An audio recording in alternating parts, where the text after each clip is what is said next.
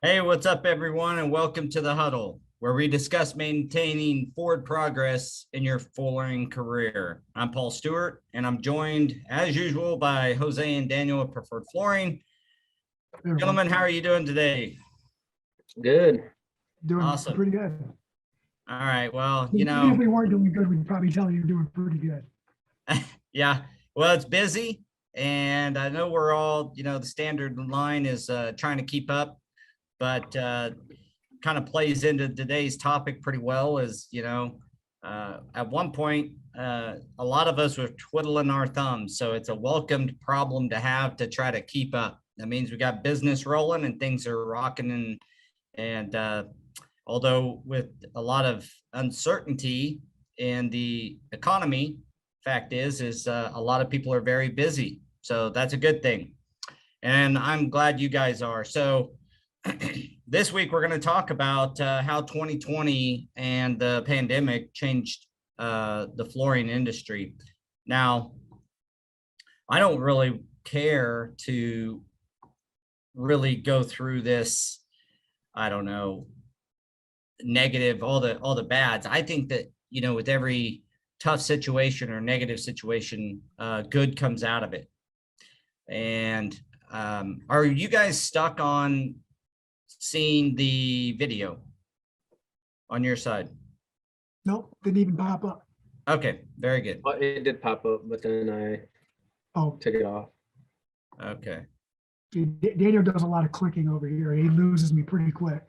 It was right here. So yeah, this other screen is still stuck on Go Carerra screen share. All right. Well, we'll let them take care of that. We're gonna get going here on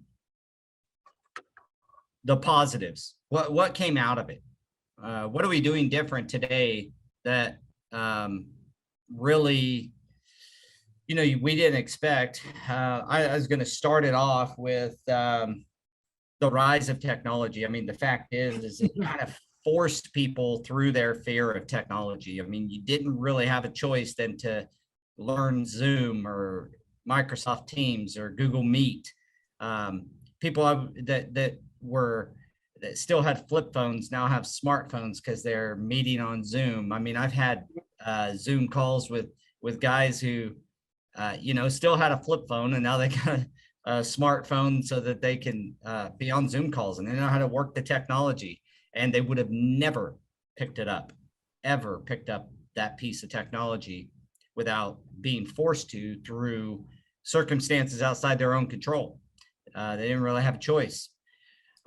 So a lot of the good stuff that's come out of it, I think, is obviously communication is heightened as long as the technology is used correctly. I also believe that, it's increased our ability to earn. So, if you're sick but you feel well, you're contagious, right, at work, you stay at home. You really kind of want to work, but you can't because you can't go to the office. Well, today you just simply work from home. Yeah. I mean, it moved so fast over the last 2 years that it doesn't even seem like that's a big deal. But if you think about it, it's really huge. Just a few years back, if you had a sick kid, you would simply stay at home with that kid and either eat your PTO up or your vacation time, whatever a company, however you're set up at your companies, or, pull on your PTO or whatever. Today, if you have a sick kid and everything's okay and you can still work, you just got to be there for them because they can't be in daycare. Your ability to earn is still there.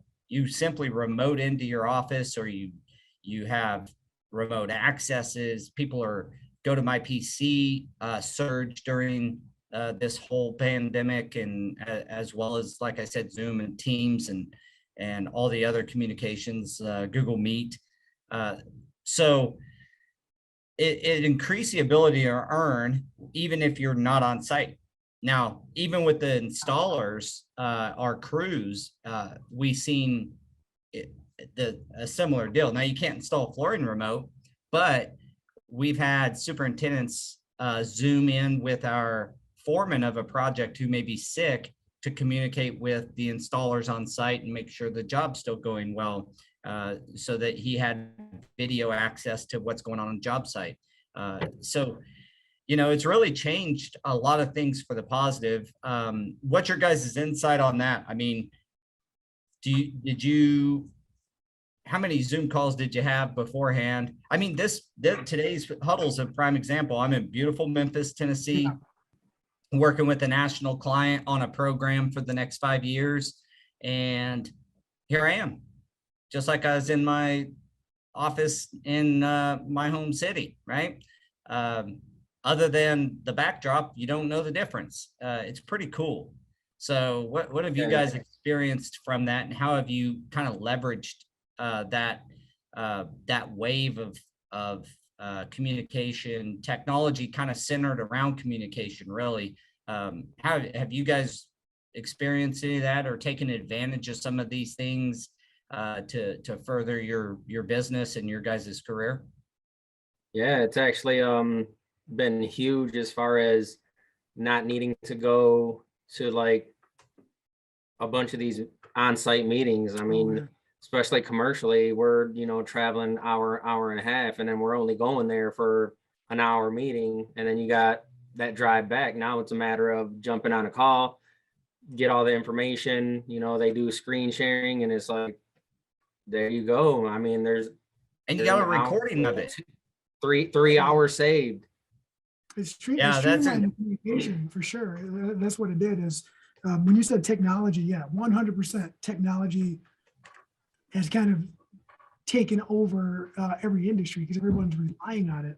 And because of that, people started realizing that some positions and some jobs don't necessarily need a brick and mortar for them to be stationary, or we don't need to go visit in person.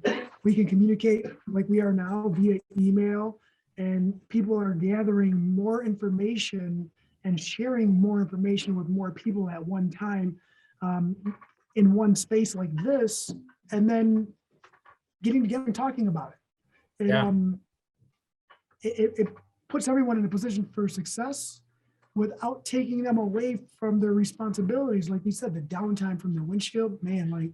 I love that, that you brought that up, Daniel, because there are a lot of job meetings. If you're in commercial, the commercial industry, there's almost always going to be a weekly meeting on your major projects. And that, I didn't even think of all the time that saves. So thanks for bringing that up. We've got the example, the actual real life example of superintendents talking to foremen also allows that foreman to attend the job meeting, still maintain kind of control of the flow of the install, and still be there, even if he's not feeling well, or he's got a family member not feeling well or whatever. So that's pretty cool. And it saves RPMs from going to the job site, just like you said, for a job meeting, and maybe that job's 2 or 3 hours away. It's a huge time saver. I mean, technology can kind of, if you look at the social media side of technology, it can suck your production away if you get drawn in and you don't use it wisely. But and video calling and things like that can, some people can overuse it where a face-to-face is more appropriate. But in the vast majority of these situations, I believe that this technology kind of wave, and I know the technology was already there, but I think the thing that happened, that wave, is that it forced people into it. Yeah, the guys that didn't want to have anything to do with it were forced to actually learn how to use it. They had no choice. And because of that, now I believe it really has made a positive impact in a lot of ways. I don't know. One negative part of that, though, is maybe you want to just take off when you have a sick kid and be with them. And now the employer is somewhat expecting you to still work, right? Like, put your kid down and log in. So I guess that can cause some work-life balance issues. But But your example It of was. job foreman meetings is huge. What else? What else have you guys seen that like a positive that came out of this? So one thing that it added for us is, we are obviously primarily commercial, but when we were creating the residential aspect and that part started growing, right? We were having some issues as far as being able to receive those type of accounts and justify them because we don't have the showroom, we don't have or a large showroom, we don't have the space to put displays down, a 50-foot wall. What I was trying to do before then is I was trying to do more of a mobile type showroom where I would try to consolidate samples, bring a limited amount with me, so I'm not overwhelming the client or myself. And all I did was help justify that. It's like, hey, you guys, like, I can't really do that because of this. Like, people don't want me in their home anymore. I got to ship small samples directly to the clients now. So all I did was help us kind of restructure what we were doing and our approach for the residential aspect. And that carries over to some of the commercial as well. Yeah, but that's a great point on the residential side. There's been a surge of companies redoing and revamping their websites to make it friendlier for consumers to buy online from their firm, from their company, scheduling, that kind of thing. The big surge on I was reading an article in Floor Covering Weekly about mobile showrooms, and people doing that, meeting homeowners on Zoom, and they'll send dual samples. So they'll keep a sample and they'll send a sample to the homeowner direct. I know that's happened where, and then you both have the samples and you meet on Zoom for a selection for their home. It's really kind of crazy, but yeah, it's created, well, with gas prices, through the roof, it helps save there too. So that's an interesting take. I had a mobile showroom back in 2002, and we tried our hand in residential. We do about probably 10 at my flooring company. We probably do like 10 residential projects a year tops, on the very top side. So we're really just a commercial contractor at this point. We did try our hand in residential, but it is interesting to see the real push, even manufacturers with their, there's more coming out with room scene technology, so you can take a picture of your house and drop different floorings in there and see what they look like. You can do that on commercial as well. And we've actually used that some. So yeah, all that stuff, lessens the miles on the truck and increases productivity. Yeah, and then all it does is give you more time to try to figure out a way to mash in a little bit more because you have that extra time, and you don't manage your time wisely, then you still put yourself in a situation. That's counterintuitive, Daniel. You said manage your time wisely, and then before that is like, we're gonna mash some more in here. It's funny, you fill the extra time you saved. You find a way to put it back to use. Yeah. It also helped with like the views, like how important family is, how important the employees' family, and time away from work. That's what COVID really did that for us. Like, we ended up with a lot of extra time to spend with family. And although we make jokes about like, oh man, I can't wait to get back to work, I'm sick of these kids, or I'm sick of you. It's just you say that out of love, you truly do. But it once we got back to full force, you're like, man, really had a good time hanging out with the kiddos or doing this or having that free time to do you feel like it almost reset that do you feel like it almost reset that work-life balance where you're like, maybe I was working a little bit too much pre-COVID and away from family too much, and some of that time savings you can reinvest back into family? Yeah, it did put into perspective the items you lose track of, the things you lose track of when you are totally involved in your own business. You do tend to lose track of things that you take for granted, right? It's because it's there, it's always there, it's set in stone. But it did kind of bring us back to reality for a little bit. And the sucky part about the whole thing is that once we restructured, started getting with these new times, and then the time management thing and adding more back on. You end up being busier anyway. Yeah, you get busier because now we're learning new processes, learning, like for me, new technology, and now you get lost in it again. But we I mean, you have us on social media, on Facebook. We do spend quite a bit of time outside of work with our family, and a lot of sports. Yeah. A lot of sports. Yeah. Yeah, I almost feel like it gave us a chance to reevaluate the whole work versus family. I would say that I'm probably as busy now as I've ever been. But I'm out of town.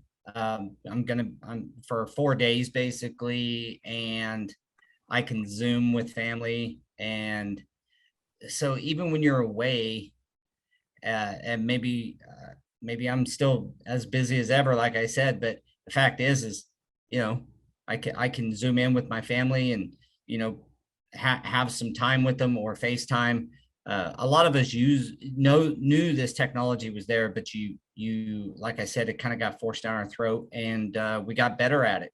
I would used a lot of the technology that was there, a lot of the options pre-COVID, but it certainly after COVID, I've become more proficient, better prepared to use it as a tool. And I think that's the key. Use it as a tool to accomplish your goals, whether or not it's family or business. So it's kind of we really seen that when we were over there with you, right? And there was one of your employees was out, and it's like, hey, we got this meeting. These people are joining via Zoom, and then we do the same thing here now with Teams. It's like, hey, I'm going to be gone in the morning, but I'm going to be driving, so I'm just going to get on this call, and we can still hash everything out on the go. Yeah. Yep.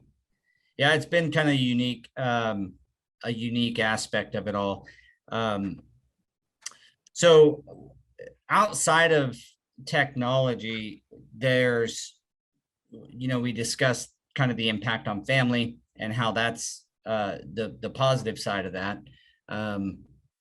We also talked about how we can be more proficient, we can earn more.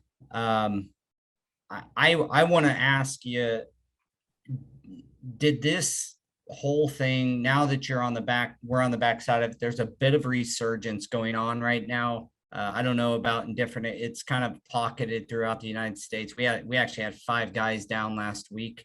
The proficiency, we had a PM that was sick. He was down for 1 day.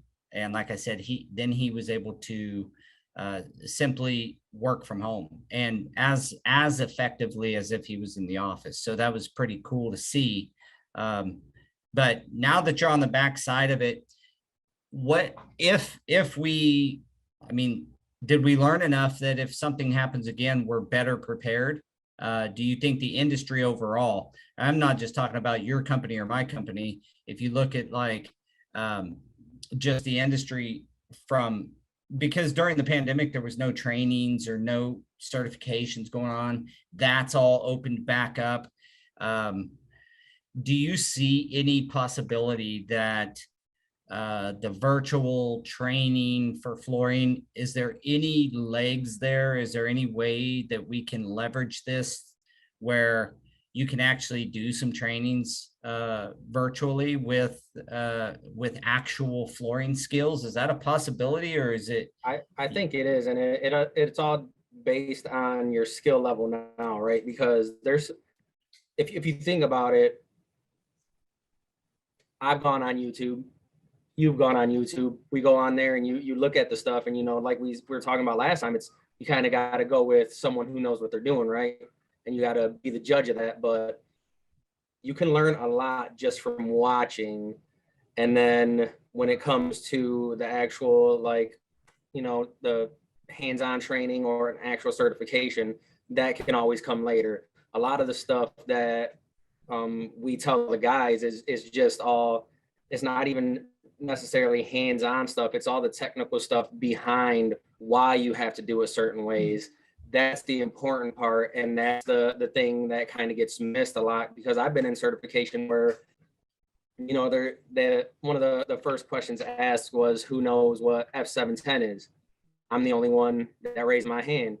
And he's like, oh, it really doesn't, it's not important to you guys anyways. And I'm like, whoa. You need to back that up, because it's very important to us, because the installer's always the one that gets blamed for a job not going right and a failure. So if they don't know what they're supposed to be doing before they even start the job, then it's an issue already. So I think that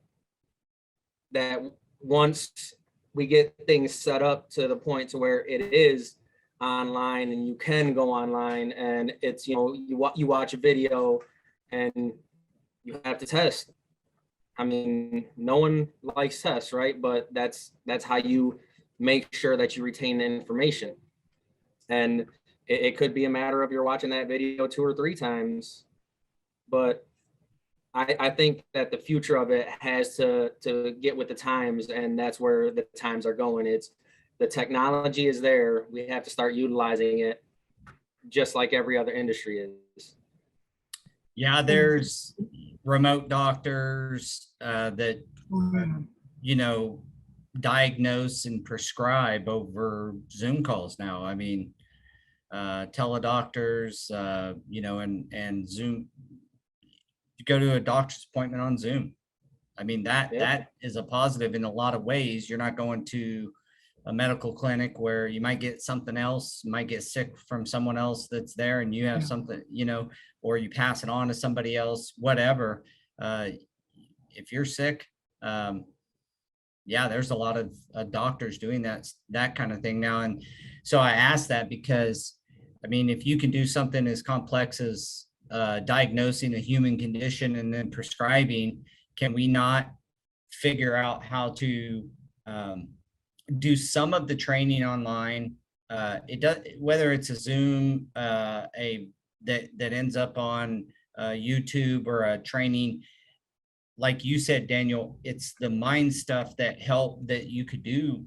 I mean, you can't build hand skills. It's my opinion. You can't build hand skills on, you know, video. No. But what you can do is, why do you need to use XYZ type of adhesive for this type of flooring, and those kind of chemical issues that we have to address every day as flooring installers.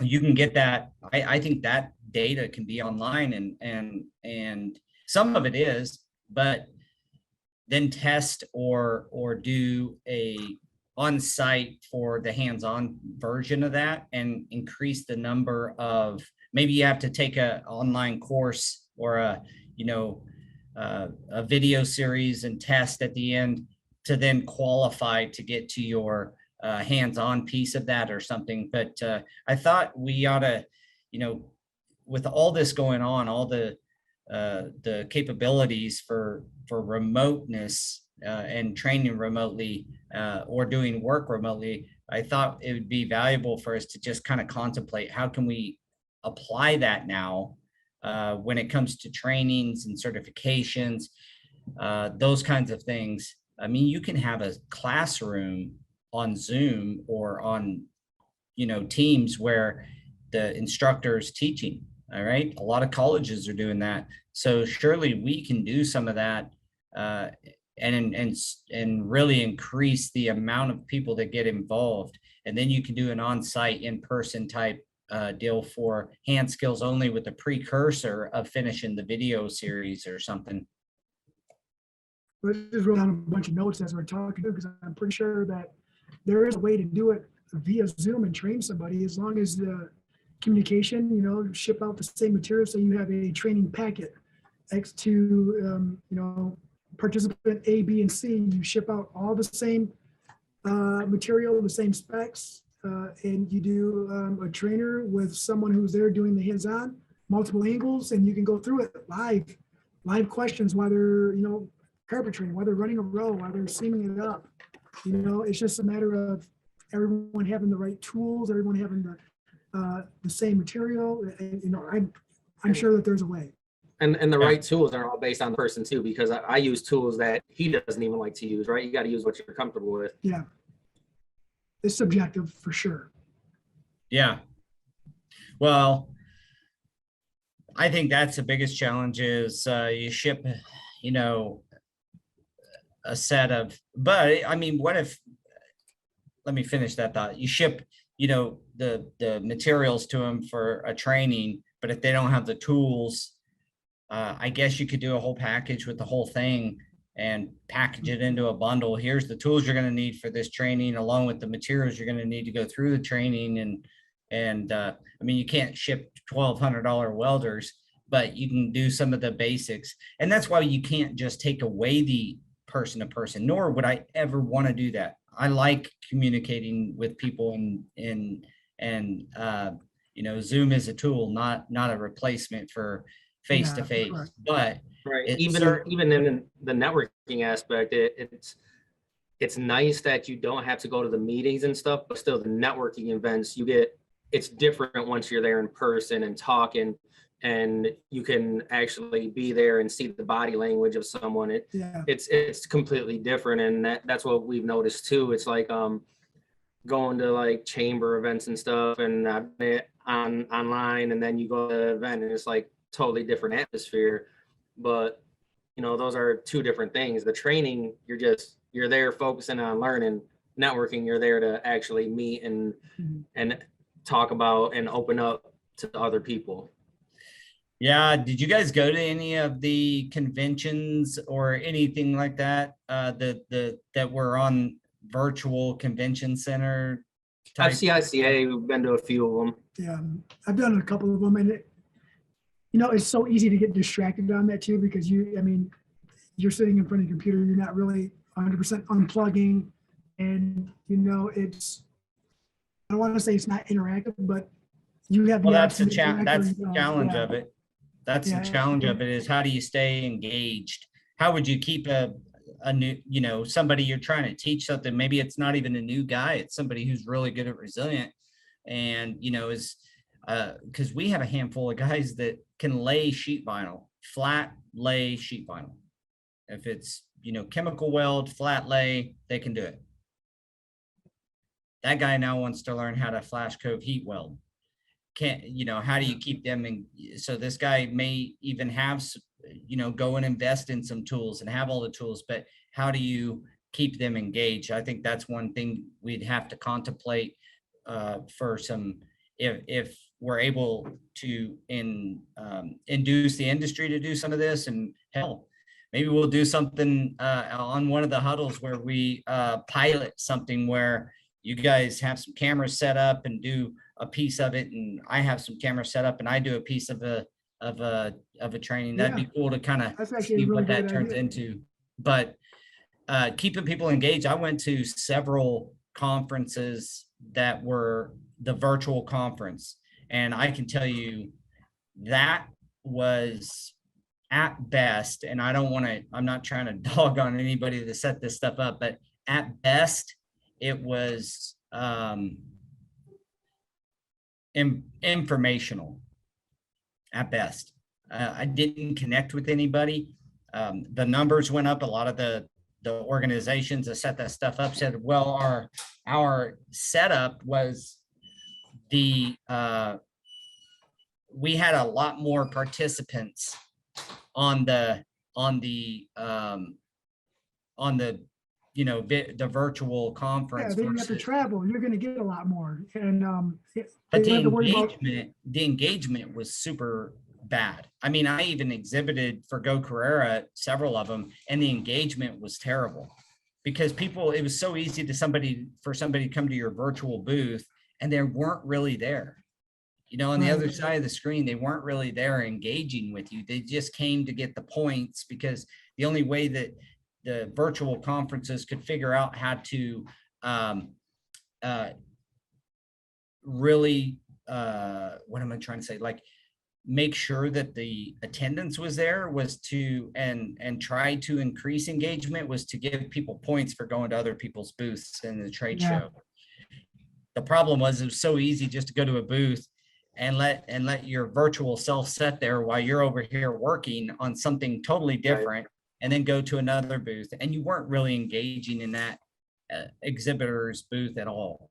And what you just So said right there is an example of reaching 1,000 people versus reaching 10 people, right? If we're doing something virtual and you're only reaching out to 10 people, you can create a more personalized atmosphere versus a generalized atmosphere if you're reaching 1,000 people, because you're not going to be able to engage individuals one by one on that unless they're raising their hand and trying to, someone's going to have to sift through the questions and make sure that they're picking out what they feel are the important ones.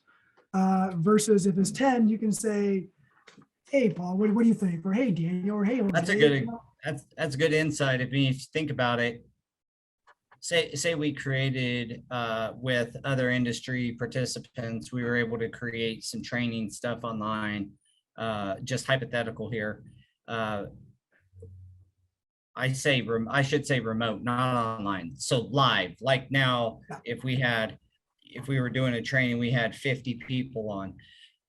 Just because the technology is there, you're not going to be able to, like you said, engage with 50 people. So just because you have the capability of having 1,000 people on your call or on your training, it doesn't mean you're going to be able to be more effective or train 1,000 people. You really got to keep that back down to 15, 20, 30.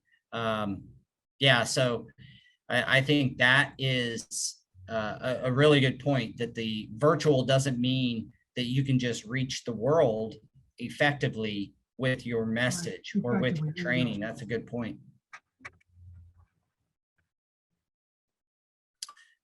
Well, okay, so we're in this thing about 30 minutes, and I think in my opinion, we've touched on some really cool stuff. I contemplated this for a while, whether or not this was a huddle worthy topic, but at the end of the day, kind of talking about, I wanted to dig in your guys' brain, maybe see if any questions come through that we can answer. But I want to dig in your guys' brain, how you use that wave of technology to increase your business and do better. And you set it out of the gate. We're busier than ever, but we've saved a lot of time. So the assumption would be that we are working, we're getting more done in less time, and possibly being more effective, as long as we use the tools correctly. I mean, we just talked about how to use it incorrectly, I think, but so I'm gonna open it up for questions. Looks like one came through. Do you see any new complications if any other shutdowns happen due to COVID? Read this new round is spreading faster than any of the others. So the question is really, do you see any new complications if another shutdown was to happen? Well, my opinion, I think there's going to be new ones, because although we've prepared a little, it's something like climbing Mount Everest. Just because you did it once doesn't mean there's not new complications when you go to try to do it again. It's still going to be a battle, but I do think we're better prepared. You learn on your first rise to the summit, so to speak, some of the tools and equipment you need to grab onto to make your next ascent to Everest more safer, faster, and more productive. And I think if we see a bigger outbreak, I think we're all more prepared and have the tool set that can help us get through it in a lot faster, better, more productive manner.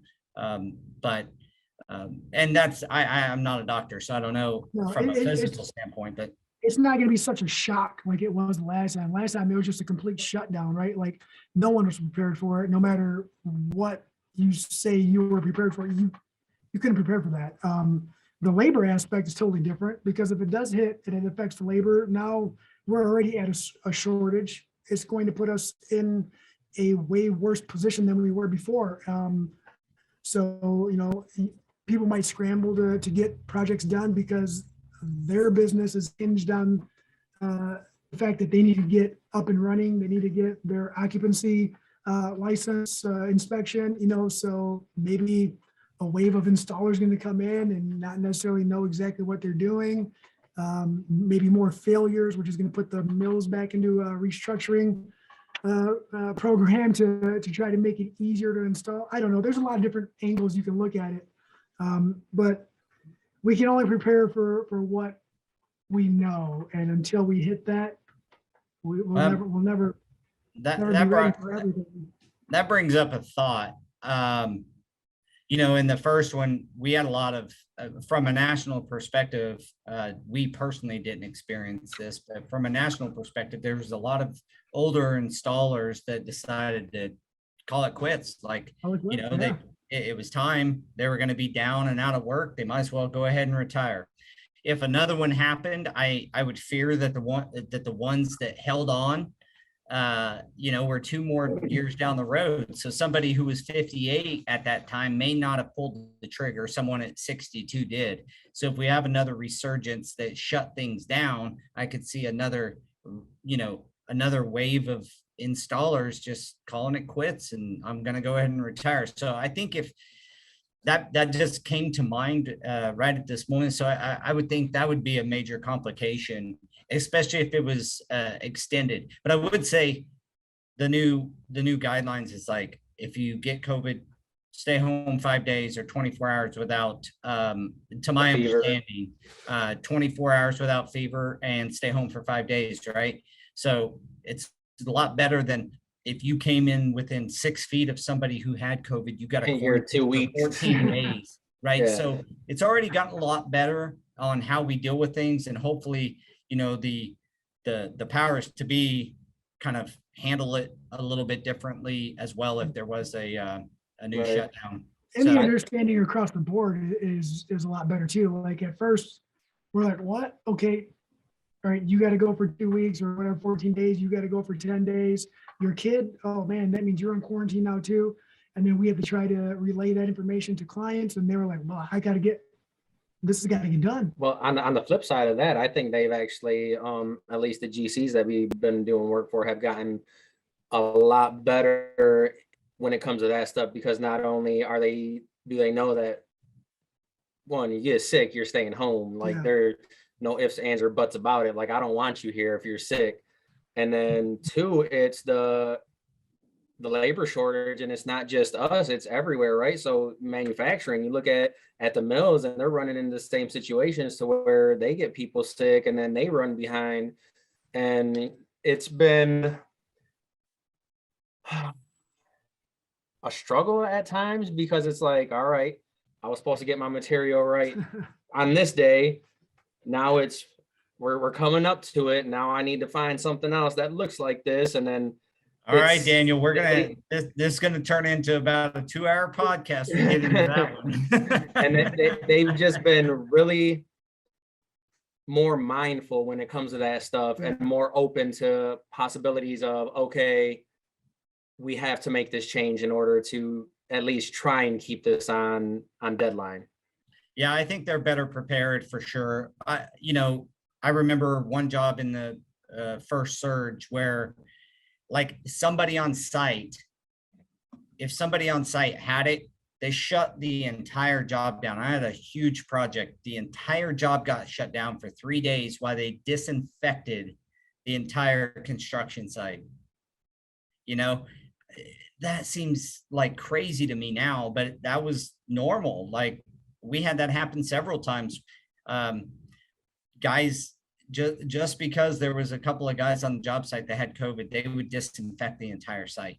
And I'm no doctor. I'm not going to get into the politics of all that. But today, I feel like what you just talked about, Daniel, is the general contractors and owners being better prepared, I think, at this point, if something did come up again. And then like you said, Jose, is that we're not going to be so caught off guard. That's for sure. We have some aspect of what to expect, and there's certainly going to be different things that happen, but we at least have, I don't know, I like the idea, the analogy of climbing Mount Everest. I mean, we did it once, we kind of know what to expect. That doesn't mean it won't be difficult the second time. It's going to be probably just as difficult. It's just you're better prepared. And so, you know, you can execute better. I mean, that's the Who bottom knows? line. Maybe we only made it halfway up Mount Everest. We just haven't seen the peak yet, you know?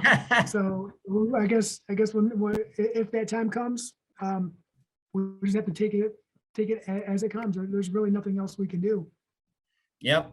All right, gentlemen, we've come to the end of the huddle. Thanks again for joining us. Do we have any questions that came in through email or anything like that? We'll see if we do. Let's see here. I think that's it. Did you guys have anything else you wanted to say? No, I like the conversation today, and Awesome. look forward to it again. Okay, guys. Awesome. Thanks a lot. Speaking of technology, a little plug for Go Carerra. You know, one of the things there is it's taking labor onto a digital platform. It allows you to do work anywhere. It also allows for, I'm up here down here in Memphis dealing with a client.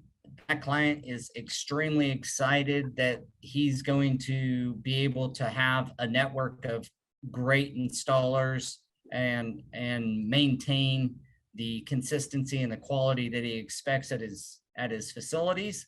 And for us to facilitate that means it's got to have the technology that allows the work, the supply side, the work to connect to installers.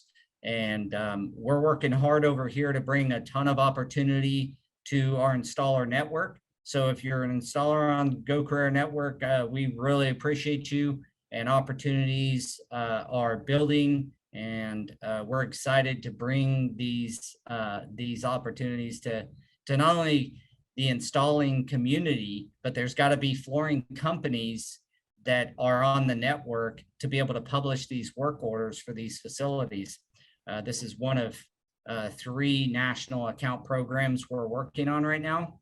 And so when facilities come up to the Michigan area, you guys are gonna get to see some of that windfall, and there's plenty of facilities up in your area too. So it's gonna be great. I appreciate you guys, and the conversation was awesome. So thanks for your insights, and we will catch you next week. Yes, sir. Sounds good. See ya. All Have a good right, week. see you guys.